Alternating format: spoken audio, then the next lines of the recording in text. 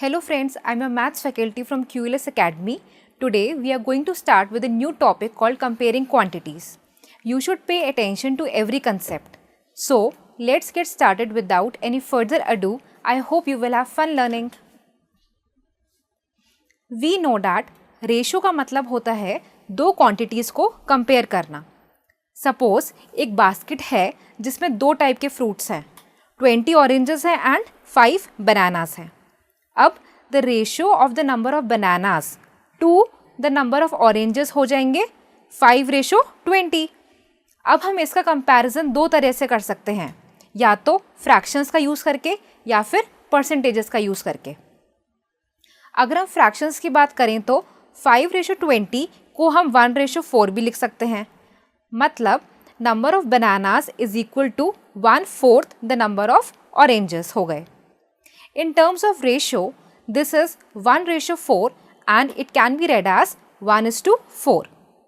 Or we can say that the number of bananas to the number of oranges is equal to 1/4. इसका मतलब ये हुआ कि number of oranges is 4 times the number of bananas. अगर हम comparison करते हैं by using percentages तो क्या होगा? Out of 25 fruits, number of bananas कितने हैं? 5 हैं. So out of 100 fruits number of bananas कितने हो जाएंगे? 5/25 into 100 which is equal to 20. Thus we can say that the basket has 20% bananas and 80% oranges. अब let us try to solve some problems. The first one is you have to express 11/6 as a percentage. तो देखो 11/6 एक fraction है और इसको percentage में convert करने के लिए हम 100 से मल्टीप्लाई करेंगे. मतलब 11/6 into 100 which is equal to 550/3%. तो 550/3 को जब हम मिक्स फ्रैक्शन में कन्वर्ट करेंगे तो ये हो जाएगा 183 1/3%. The second question is you have to express 36% as a ratio.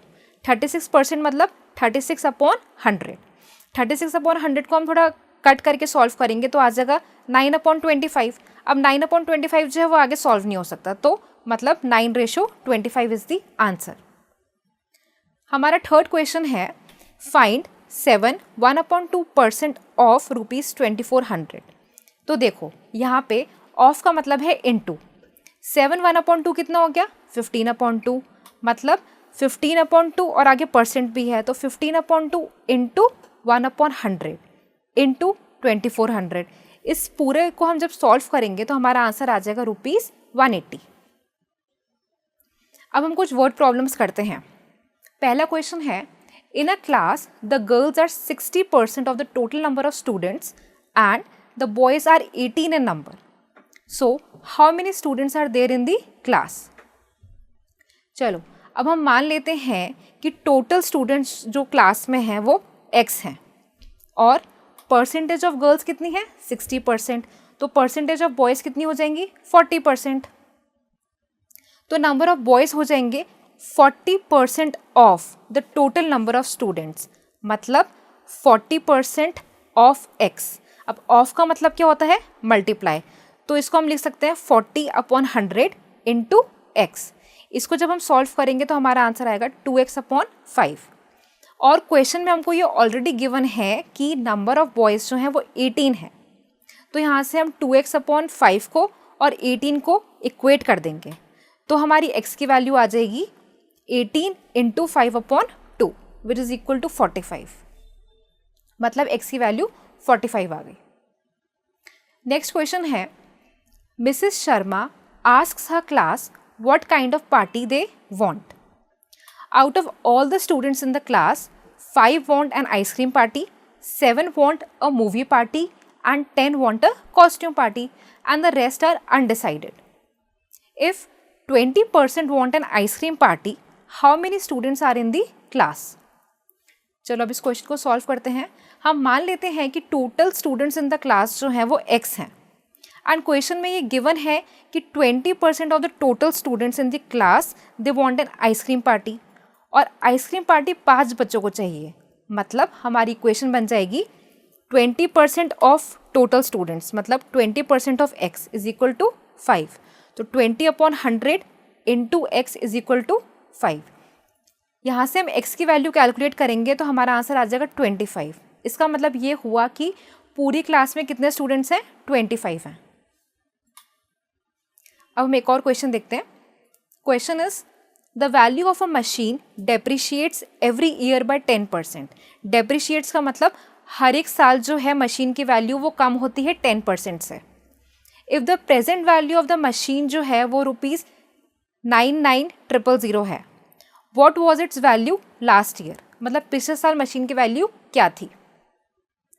तो हम मान लेते हैं कि value of the machine last year मतलब पिछले साल ₹X थी और हर साल मशीन की वैल्यू जो है वो 10% कम हो रही है.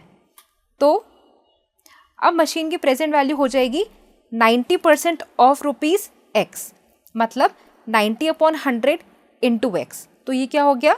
₹9x/10. और हमको ये पता है कि present value of the machine कितनी है? 99,000 है. तो हम दोनों को इक्वेट कर देंगे, मतलब 9x/10 इज इक्वल टू 99,000. यहाँ से x की वैल्यू जब हम सॉल्व करेंगे तो हमारा आंसर आ जाएगा ₹11,000. Next question is out of her total monthly salary Tanvi spends 30% on house rent, 60% of the rest on household expenditure. If she saves ₹105,000, what is her total monthly salary? अब इस question को हम solve करते हैं. मान लेते हैं कि तन्वी की टोटल मंथली सैलरी जो है, मतलब पूरे महीने जो उसकी सैलरी है वो ₹X है. अब उसने अपनी 30% ऑफ टोटल मंथली सैलरी जो है वो हाउस रेंट पे खर्च करी है. मतलब उसने कितने पैसे हाउस रेंट पे खर्च करे हैं? 30% ऑफ x, मतलब 30/100 इंटू x. तो ये आ गया ₹3x/10. अब हम ये कैलकुलेट करेंगे कि उसके पास कितने पैसे बचे हैं, मतलब हम रिमाइंडर निकालेंगे. तो वो कैसे निकलेगा? x minus 3x/10. तो ये हो गया हमारा ₹7x/10. हमने x में से इसलिए माइनस करा क्योंकि x जो है वो टोटल मंथली सैलरी है तन्वी की. अब क्वेश्चन में ये दिया है कि उसने 60% ऑफ सैलरी घर के खर्चों पे स्पेंड करी है. मतलब money spent on house hold expenditure कितना है? 60% ऑफ ₹7x/10. 7x/10 क्या था? हमारा रिमाइंडर था. तो हमारी इक्वेशन बन जाएगी 60/100 into 7x/10 which is equal to ₹21x/50. अब फाइनली ये देखते हैं कि तन्वी की कितनी सेविंग्स एक्चुअली हुई है. तो सेविंग्स कितनी हुई है उसकी?